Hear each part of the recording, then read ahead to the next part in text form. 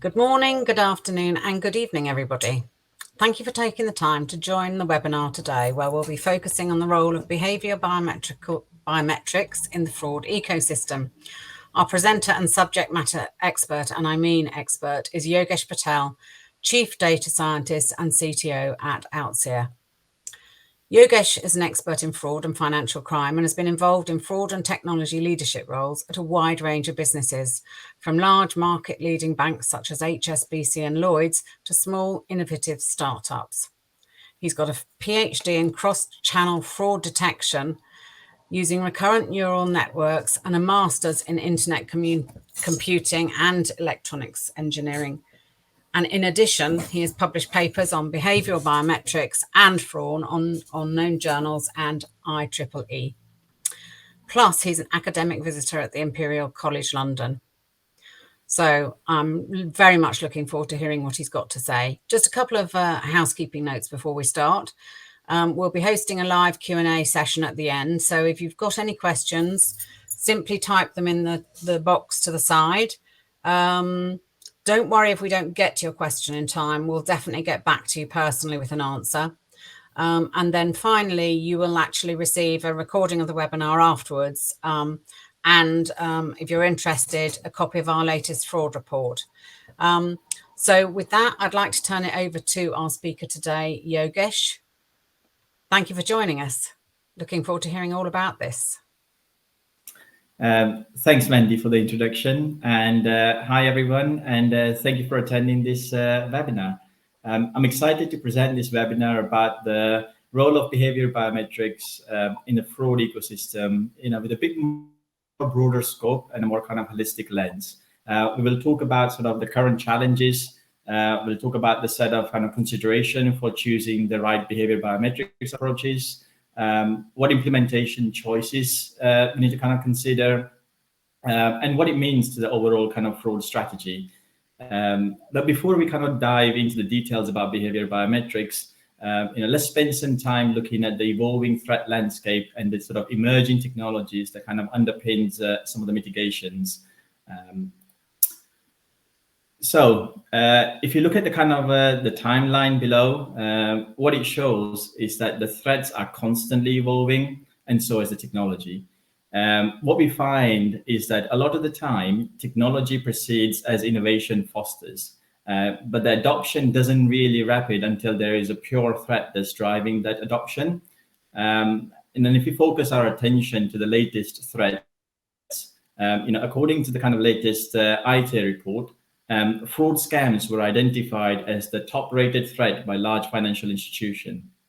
But if you kind of rewind ourselves back to 2005, we see that account takeover was the biggest threat. And I remember when account takeover fraud became a major problem around 2008 as part of the faster payment initiative in UK. I was working for a major bank in UK, and we were implementing our kind of first real-time fraud solution.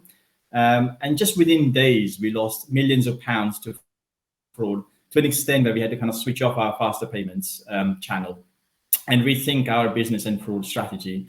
On the back of that, we introduced technologies such as risk-based authentication, multi-factor authentication. And they weren't a new set of technologies.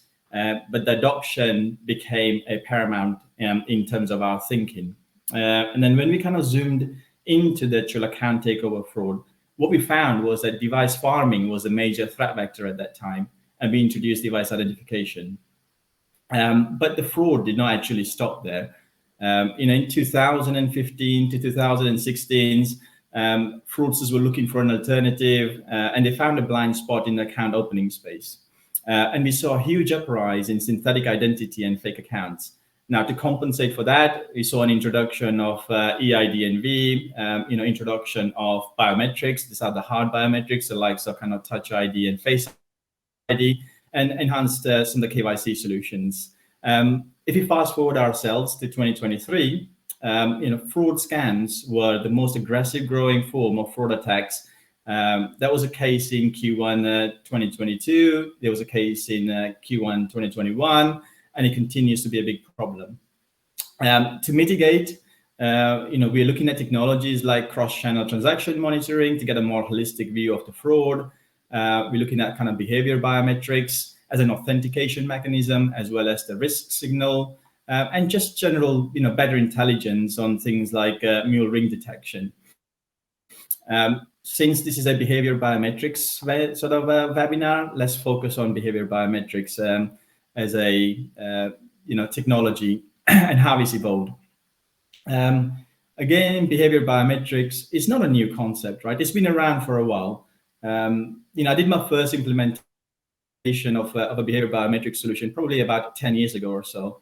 And at that time, we were catering for detecting remote access takeover, or RATs as we call it. And since then, behavior biometrics has greatly evolved. RAT fraud or remote access takeover fraud was basically when fraudsters trying to convince you to give them remote access to your computer and your online banking account.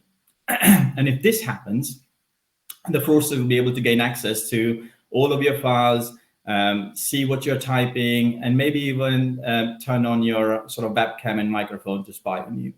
And it's the analysis of the human-computer interaction that was a key to behavior biometrics at a very early stage of its adoption. Again, fast forwarding into 2022 and 2023, the reason why you're hearing a lot about behavior biometrics technology at the moment is the fact that the landscape is driving this. In a sense that the scams that we kind of see these days are very hard to detect. And behavior biometrics is considered as one of the solutions that can be leveraged to protect customers and identifying kind of adversarial behavior for things like mule accounts. But one early kind of takeaway I wanted to kind of give you guys is that, in my experience, you may not want to kind of just go ahead and implement behavior biometrics everywhere on your customer journey, just because you're hearing a lot about it. As you see later in the slide, it does have a negative consequences for little lift if you get this, get the strategy wrong at least. What you want to be able to do is to put behavior biometrics in a place that is most effective, and then have an ability to change on demand depending upon how the fraudsters are trying to kind of exploit the blind spots across your different channel, and the proliferations of scams that are coming through various fraud angles that we see. And if you kind of just focus on scams, why scams are so hard to deal with. That for me, there are two kind of primary reasons. So first of all, kind of, scammers are getting extremely smart and taking a full advantage of the technology. Anyone that kind of uses iPhone or has an account with Amazon, probably would know this, that every now and then, probably every other day, you'll get an email that says your account's been locked out, or they see a suspicious activity on your account. Again, if you just rewind ourselves, a few years back, those kind of emails, phishing emails, were quite easy to spot. There were spelling mistakes, there were grammatical mistakes, there were different font sizes, the logo looked kind of different, but the sophistication and an extent to which the fraudsters now kind of carve out those emails, it almost looks believable. And that comes to my kind of the second reason, which is probably a more important one as well, is the fact that it's a genuine user that is transacting, but they're kind of under the influence of fraudsters.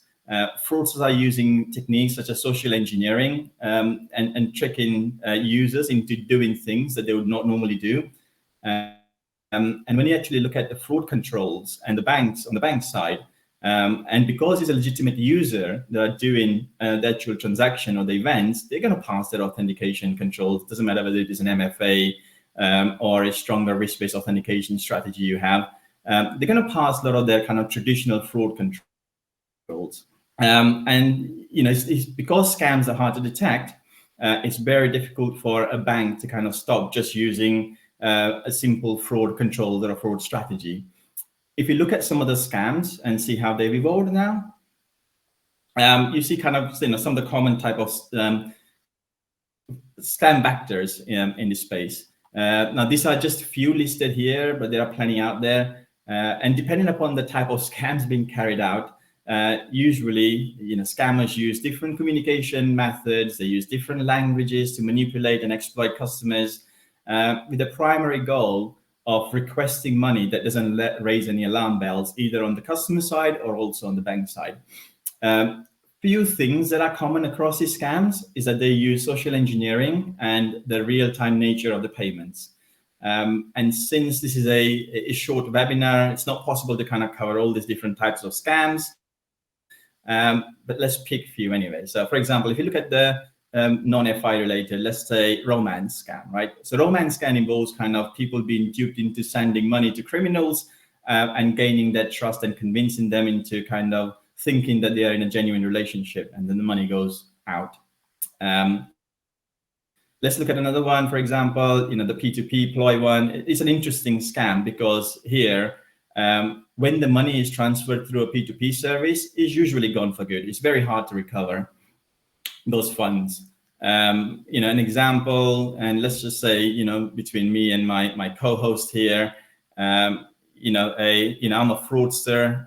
I'm going to call up Mandy, and I'm going to say to Mandy, oh, by the way, Mandy, I've accidentally sent some money to you. Can you please return it back? Now, obviously, I did genuinely transfer money, but it was done using a stolen credit card. And when Mandy says, okay, I use the language and the manipulation techniques to kind of convince Mandy that I'm a legitimate user and this was a mistake, Mandy would agree to kind of transfer the money. The money would go into my mule account, and again, poof, the money's gone.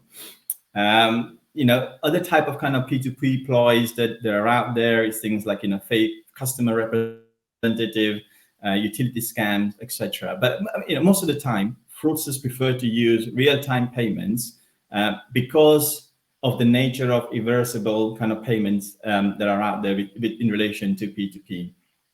Scams are a problem across broad categories. But in this particular case, we're just going to really focus on real-time fraud. Again, the key takeaway for me here is that if the scammers are out there to get you, they will get you. It's going to be very hard to detect these days in terms of what's real and what's fake. And that brings to kind of our real-time payments fraud prevention. Again, real-time payments have kind of completely transformed the payment landscape, reducing the payment processing from days to just seconds. I was reading it somewhere, a few days ago that the real-time payment is expected to grow at a compound annual growth rate of around 35% from 2023 to 2030. We are seeing new ways to pay. We see new channels are emerging. We have a real-time direct debits, and now you can kind of pay, at least in UK, real-time direct debits through real-time. We have requests to pay via mobile number, where you don't need kind of account number and sort code. You can just use your mobile phone to make payments, and the QR codes. But if you look at some of the most recent articles, of 2023, we can see why RTP are the front and center of FI and regulators. In fact, in the first few months of the year, we've seen a massive announcements in real-time payments. We are starting to see big issues emerging from kind of customers to regulators to tax laws and other technologies. We have technologies like Zelle, for example, that offers instant or real-time payments in US. We have Paytm in India. UK had faster payments ages ago, but we now have kind of open banking APIs. To an extent where the regulators are getting involved now. But if you see, look at the things like FedNow capabilities, it looks very promising as they kind of broaden their access to real-time payments that goes from customers to merchants and to other business. If I kind of then continue on that journey, if you look at the latest FTC event, FTC ordered MoneyGram to return 115 million to its scam victims, as MoneyGram was constantly failing to crack down on scammers using their payment systems. And in fact, this was not a new news, right? MoneyGram bought this case, or FTC bought this case back in 2009, but now it's becoming more and more visible in terms of what they're doing. If you look at UK, there are UK regulators that are setting the pace around APP fraud.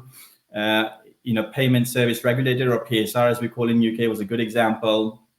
They're setting the proposal to give a greater protection against an APP scams and reimbursements about certain minimum threshold. And they're also making sure that they put stronger incentives in a bank to do more to prevent fraud. And obviously the latest kind of news around, the IRS delaying the implementation of, less than 600 or greater than 600 reporting threshold for, third-party payments platform, such as PayPal and etc. So this continues to kind of become, real-time payments is continues to kind of going to get evolved more, and it's going to become more mainstream as we kind of go through 2023. So what this shows is that, we know that the real-time payments are growing through the roof. We know that scams are also going through the roof. We know that tax laws and liabilities are changing, and banks are now having to pay some serious attention to their fraud strategy. And when you kind of think about the fraud strategy, we need to have a set of KPIs in mind. And the idea is to find the right balance between the set of KPIs that we have. Now, the three most sort of common KPIs that I came across at my time at banks, in the product organization, as well as in academia, are focused around kind of fraud detection rate, operational efficiency, and customer experience. From a fraud detection rate perspective, what it does, it aims to kind of reduce fraud losses and minimize false positives. You won't believe, guys, the amount of companies that I came across in my lifetime, or at least when I was kind of, my work lifetime, is that the people that don't track, fraud detection rate or false positive as a matrix, and just don't understand why having a sort of global view towards fraud, or having a fraud platform that is at an enterprise level is important. When we think about kind of operational efficiency as a KPI, is a way to reduce operational costs associated with fraud investigation and failed authentication. And it has direct relationship to just how many false positives you have in a fraud detection rate. And finally, sort of customer experience. And it's much more focused around what's my net promoter score, what's my NPS, and the impact false positives and the lower operational efficiency has to the NPS, and vice versa, right? One key indicator that generally gets described is the intervention rate. And this has a direct impact on the customer experience. That could indirectly kind of increase or decrease your customer loyalty based upon whether they've gone through a good experience or a bad experience. What you want to be able to do is to be able to normalize on these KPIs across this customer interaction, so that you can better understand the lift when it comes to your fraud detection rate. You have a better understanding of your performance when it comes to kind of your operational efficiency, and you are really providing a good value towards your customer. Let's take an example that kind of brings this to life. And I'm sure there are many folks in here that works in a big organization that has a digital CIO and that has a head of fraud. So when a digital CIO of a bank wants to focus on these KPIs, they generally tend to lean more towards kind of customer experience. But if you speak to the head of security and fraud, they're always more towards stopping fraud, having a high operational efficiency. And having this KPI spread across these kind of three domains helps us inform the decision. And an example, and again to kind of further add on towards this sort of KPI discussion, is the role of behavior biometrics as a technology, right? When you start to discuss the role of behavior biometrics to both the digital CIO as well as the head of fraud, both of them can relate. One can relate around how can I use behavior biometrics as my authentication mix, and the head of fraud will be better kind of focused around how can I use behavior biometrics as a signal to enhance my fraud detection and lower my false positive rates. Hence, the kind of impact on the KPIs are so kind of relevant. If we kind of expand how this KPI is related to the digital journey, we'll kind of briefly talk about this. And what this slide is really talking about is that what we call in a fraud world, a layered approach. Now, if you're from a security background, it's the onion security model. But the fundamentals is that you need a defense in depth across your entire life cycle of your customer journey. This slide tries to depict the life cycle of a customer journey. So you do your enrollment, you do your login, you kind of make some changes to your accounts, either change your password, your email address, your user ID, and then finally your kind of transaction. The next layer kind of determines the how the customer interacts with their banks and the threat that they possess. And the mitigation using kind of the fraud prevention platform, using different signals such as device, behavior, location, and transaction as event as an input into the fraud prevention platform. And the way to kind of think about this is that there is a customer digital journey, as sort of depicted here earlier. It's like enrollment, login, change of account and transaction, but that also a fraud digital journey. And this is interesting because each of those steps along the journey play an important role in the fraud process.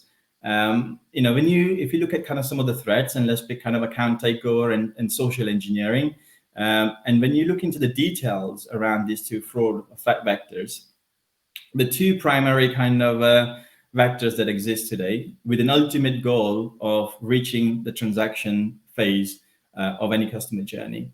And again, it's kind of, you know, it's interesting, and it's interesting to me because when it comes to the bottom line, what fraudsters are after is the transaction. They want to get to that stage where they are transacting, they're exchanging monies, they're sending money to the mule account as quickly as possible, using things like real-time payments and P2P, knowing that this is an irreversible payment, or at least it's hard to get to. You know, fraudsters don't just do login just for the sake of kind of logging in. Their ultimate goal is to reach that transaction phase. If you kind of think about the syndicate crime gangs, people who set up fake accounts, there are people who are much more focused on account takeovers, and fundamentally what they're trying to do is to try and kind of falsify a transaction so they can transfer the money into the mule account. Again, the key kind of takeaway here is that, you know, consider protecting your entire customer lifecycle. Realize the kind of importance of, you know, layering your fraud controls, and think about kind of fraud risk at different stages in your customer journey. And hence having a fraud prevention platform is also very useful. But when considering your kind of, you know, signaling strategy, you know, think about kind of the role behavior biometrics plays in this space. And let's kind of, you know, zoom a bit more into the whole behavior biometrics. And actually, before we kind of talk about behavior biometrics, you know, at times, in fact, you know, it happens on more than a few occasions in a month now where I'm having a discussion with somebody about behavior biometrics, and often I find that they're conflating between behavior biometrics and behavior analytics. So I just wanted to, again, spend a few times discussing around the sort of making some clear distinction. So behavior biometrics is an sort of, you know, evolving technology that analyzes user patterns in the way that they behave, and it uses to create profiles. It's based on the psychology and the behavior traits of individuals, and then identifying the regularities in the ways people interact with their devices, in the way they type, in the way they use gestures and mouse movements. And, you know, in an academia term, we often call this what we call muscle memory. Based on the data that we collect and the profiles that they leverage powerful statistical kind of models and machine learning to spot the differences between what they know about somebody and when they're deviating from their normal behavior traits or the psychology traits. You know, when we look at sort of some of the advantages and disadvantages about the sort of behavior biometrics, you know, as I said earlier, you know, I've seen a whole evolution from behavior biometrics from, you know, 10 years ago, and I can clearly definitely see that the way we deploy has become much more simpler. These days, behavior biometrics vendor can probably get you up and running within 2 to 3 weeks maximum, depending upon, you know, how fast your organization can run. It doesn't need real kind of any special hardware to deal with, and it's very intrusive in nature. But there's no such thing as a free lunch. It does come up with a set of its own challenges. You know, it does have high implementation cost. If you think about kind of what I was telling you earlier, saying you don't want to put this on every single page and every single kind of customer journey. Collecting events such as mouse movements, keystrokes is high intensive CPU process.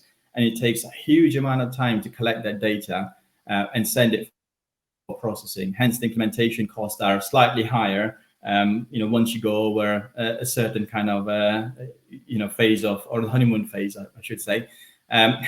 It has a large data acquisition cost associated as well. So as I said, the mouse data is a huge amount of data gets transferred from the browser to the backend server of a particular behavior biometrics vendor. It has a high signal to noise ratio. And again, this is it's an important one, and it's a good example where at cases where behavior biometrics works very well and the cases where it doesn't. If I think about just profiling my behavior, I'm generally a lefty. I drink my coffee with my left hand. I use my phone with my left hand, and most statistical models are quite good at determining whether you are righty or you're lefty. But when you actually come to, in an example is, I go to Costa here in UK, I want to buy a coffee. I get a coffee. I use my left hand to hold my coffee, but I forget to pay.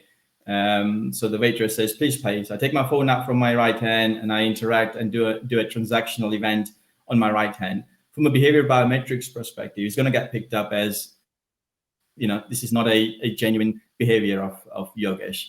And this is what I meant by about it has a high signal to noise ratio. It has lots of privacy concerns again, but it depends upon who you really talk to. If you're really excited about behavior biometrics, you tend to say, well, privacy concerns are there, but I'm okay with it. If you talk to a particular, chief information security officer or your CISO, they normally want to say, well, actually, tell me a bit more about how you're making sure that my data is protected, the privacy is protected, how you're going to make sure that no one's going to reverse engineer into finding out what the username and password are, what are the sort of metadata that exist. So these are some of the challenges that we had to try to overcome. If you focused on behavior analytics, it's a much deeper solution to address in terms of addressing your defense in depth strategy. It can be used to pinpoint targeted attacks, look for patterns of sort of human behavior, devices. It can correlate between two different events and how applications are used. It can use network level informations and other meaningful data attributes to detect any anomalies. When I look at behavior analytics, for me, behavior analytics provides a more unified view over your multiple data signals and multiple attributes, including your behavior biometrics. The way I see behavior biometrics, it represents a single dimension of your multiple data signal strategy that can be used in your behavior analytics. Just wanted you guys to be aware of the distinction. Like I said, as I often get asked, if I then focuses on different behavior biometrics approaches, and generally speaking, behavior biometrics broadly falls into two favors.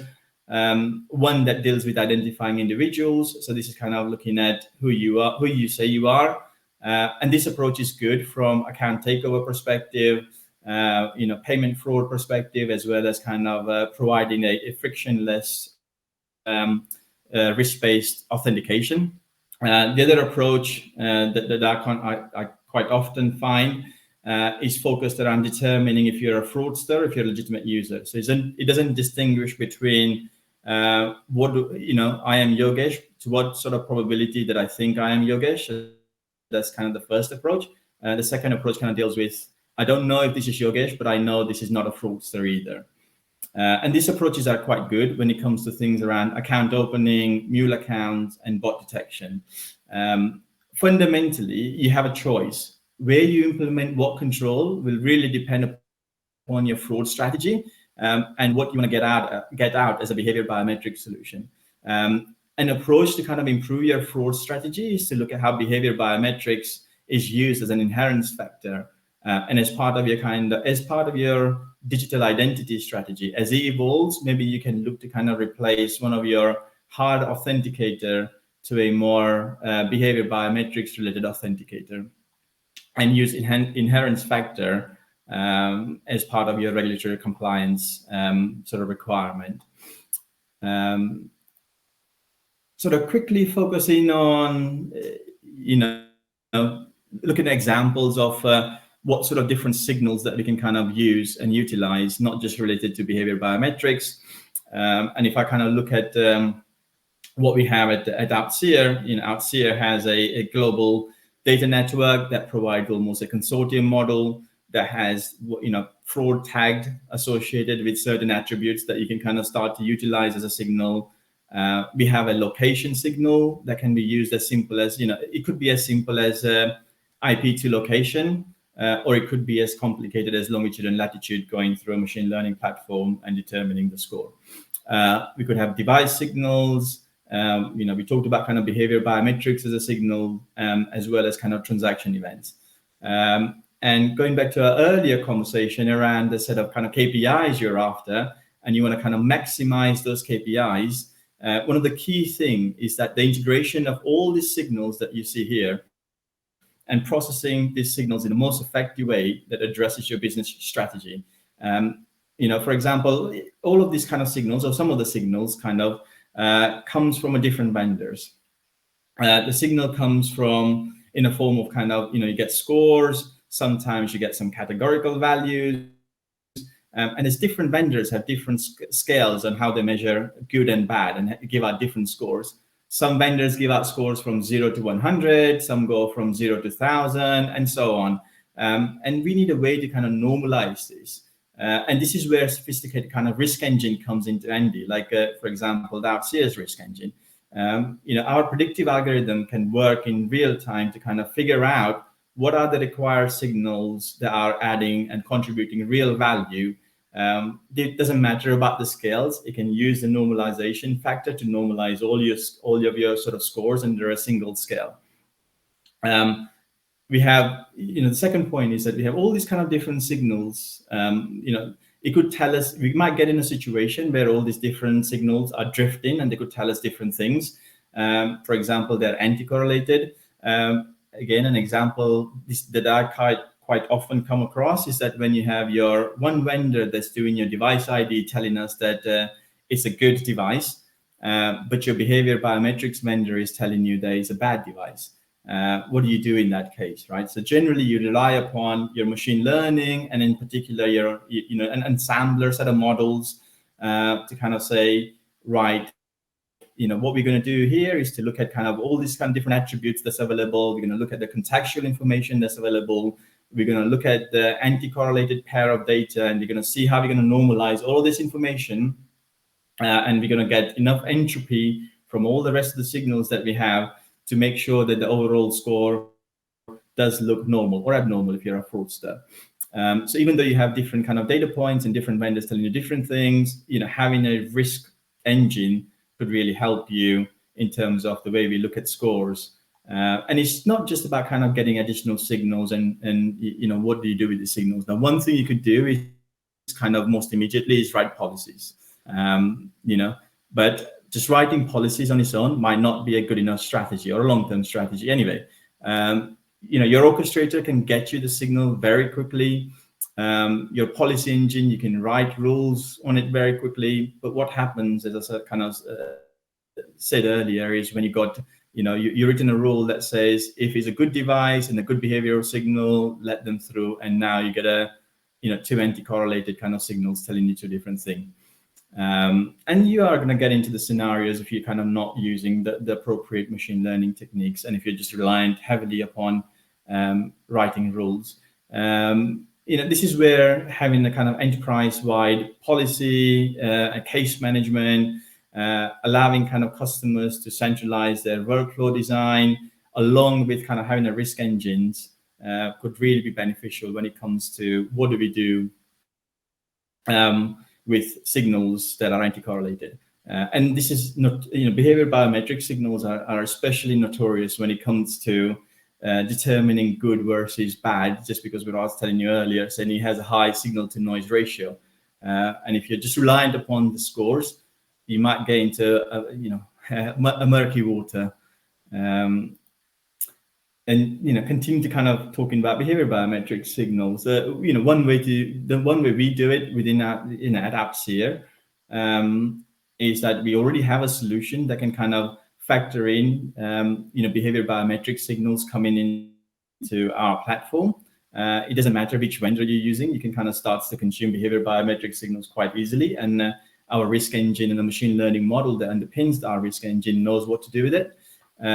A typical kind of implementation that we support and we do, and we've seen this quite often generally, is that a bank would have a direct relationship with a behavior biometrics vendor, and this is not the only case, but in the scenario that I'm describing, that's the case. Behavior biometrics vendor integrates the web SDK and the mobile SDK into the bank's front end.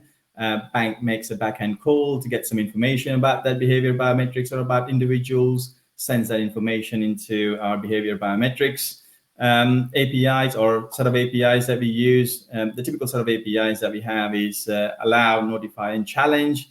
You can send this information at any of these APIs and expect a result back. And then you can do various things. You can write rules, you can generate case, you can use machine learning to normalize a score, and so forth. That was the kind of major talk in terms of where the behavior biometrics is and how it's evolving and the role it plays into your overall kind of fraud strategy. Some of the key takeaway that I want to kind of give you guys is that keep evolving your risk strategy. And as the kind of threat landscape changes and the new technology emerges, define the set of KPIs that are in relation to how these changes are occurring and ensure that they're aligned with the business goals that you're after. Make sure that kind of, when we look at all these different kind of signals, you have the risk authentication framework, you have your fraud prevention strategy, they're all aligned in a way that they're helping each other and you're not de-siloing individuals where you're not doing information exchanges, because there's some valuable information that is located in each of these different domains. Make sure that you kind of ingest the right signals at the right time. And the way we work with our customers is to figure out how all these different things can work. We have a value-added service that has a lot of experience when it comes to dealing with risk modeling, machine learning, and data science, and determining what is the risk signal and what is the risk appetite and the posture, your security posture when it comes to dealing with new signal. Our account managers can help you drive, very efficient process. Even if you want to carry out a proof of concept around, is this really, is this signal really adding value as an overall kind of, business proposition that we have. Again, I've been at Outseer for a short while, but I met with many financial institutions about their own strategies and how they can leverage some of the Outseer solutions, how they can kind of bring signals in. Especially the behavior biometric signals. How do we actually normalize the score so that it can add value to you from pretty much most immediate integration with the behavior biometrics vendor.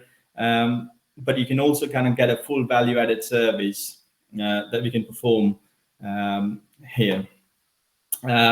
If you want to connect, we talked about kind of our fraud advisory service, and our account managers can kind of help you. If you want to learn more, there is Mandy, I'm assuming that you're going to send this kind of presentation out so that I don't have to call out the links, but if you want to learn more, that's the link. Yep. And if you want to attend more events like this, that's the link over there under the attend section. And I went through the whole kind of evolution of behavior biometrics. I covered quite a lot of kind of in a very sort of a compact way. I'm sure feel free to reach out to your individual kind of technical account manager or Mandy if you have kind of any questions or if you want to know in a more detail about any of the slides that we talked about. But at that point right now, I'm going to hand that back over to Mandy. Mandy, over to you. Thank you very much, Yogesh. Really interesting. Lots to digest there for everyone. And like you say, yeah, there'll be a link coming out afterwards for everybody, so you can connect through that or directly on our website or even through all the other typical channels. But in the meantime, we had a couple of questions actually. So it'd be great if you could, if you're feeling on point to start answering, and we'll check to see what you think. So one of the questions that's just come through is, what do you see as the most valuable use case for using behavioral biometrics, and where do you think it's less valuable? So what's your thoughts on that, Yogesh? Behavior biometrics can add real value when it's used in conjunction with other appropriate signals or authenticators, depending upon your sort of fraud strategy. But it can certainly kind of add values when it comes to things like account takeovers or detecting kind of mule accounts. It really depends upon the strategy that you kind of going after. But where I think it's kind of less valuable is if you just use it as a standalone solution. This is where you're not going to gain any kind of benefit almost immediately. So you might see some value for a short period of time. Again, going back to my analogy of when you're in a honeymoon period and when you just introduce this new technology and it works like a charm, you'd see that over a period of time, it's not going to be as effective if you're just looking at it as a standalone solution. Thank you. Yeah, good points. Very good point. And also, don't forget anybody else if you've got any other questions. So I've got another couple, so you've got a few minutes to get your questions in. We've got another one. So nowadays, with scams being such a huge concern, and I think we all know that on a very personal level, even to the WhatsApp, your child dropping their phone down the toilet scenario. Behavioral biometrics is considered as a good solution. What do you think about it? It's an interesting point, Mandy. You mentioned. I was going to use that as one of the examples, and I think we all been reading too much news these days around what's happening and what's bad out there, right? So Mandy was kind of referring to a latest threat vector that's going on in UK at the moment, where young generations are getting defrauded, and the way they're doing it is that the older generations, I should say, apologies, Mandy, getting kind of defrauded in a way. Me too. I got caught out. Yeah, they're calling individuals saying, "Hi, mom. Hi, dad. I've seen I've lost my phone, or my phone's damaged. It dropped in the toilet. My SIM doesn't work. I got a new phone. Please use this phone in the future." And once you convince them, the next sort of message or the text or the phone call you're going to get is, "Please transfer some money over." Behavior biometrics can help and might be a good signal when it comes to things like man-in-the-middle attack, or especially the APP fraud, for example, where you got a fraudsters acting in the middle, instructing the genuine user to do certain activities that they would not normally do. And you reflect, when you see your kind of signals that you get, you'll see kind of, a jitterness in the behavior. You see the long pauses that you don't normally have. And these are all good signals to capture when a genuine user is making the transactions that they would not normally do. So I think it's a good signal, but I also want to kind of caveat that with if the fraudster is really after you, and the sophistication to and the level of the depth and the detail these fraudsters are kind of going through these days, there's no silver bullet, unfortunately. We got to do what we can in terms of defense in that and having this layered control and make it as difficult as possible before fraudster gets to that the transaction phase. Yep, good point. And then another one just come in as well. Related to that, so what do you think is a good solution for scams then? I think I kind of answered it, right? There's no silver bullet. Yeah. There's no silver bullet. The more data that we have, the more layered approach that we take, the better risk authentication framework strategy is working alongside the fraud prevention strategy. The better interactions with the CIO of the world, the digital CIO of the world, that says just focusing on NPS might not be a good way of kind of looking at the overall business posture. They're all kind of little bits and pieces that would kind of help. Having a kind of, as I was telling you earlier, probably the first or second slide when I was kind of describing, saying some of the intelligence that we are kind of gathering around mule accounts. And Outseer has this, we talked about consortium earlier, they're all kind of good contributor in terms of, you know, the interaction points and when the money are going out and how they're going out.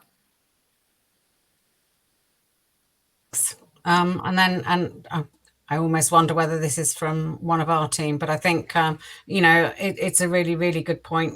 How does, and I would say that too, how is Outseer mitigating the latest fraud trends?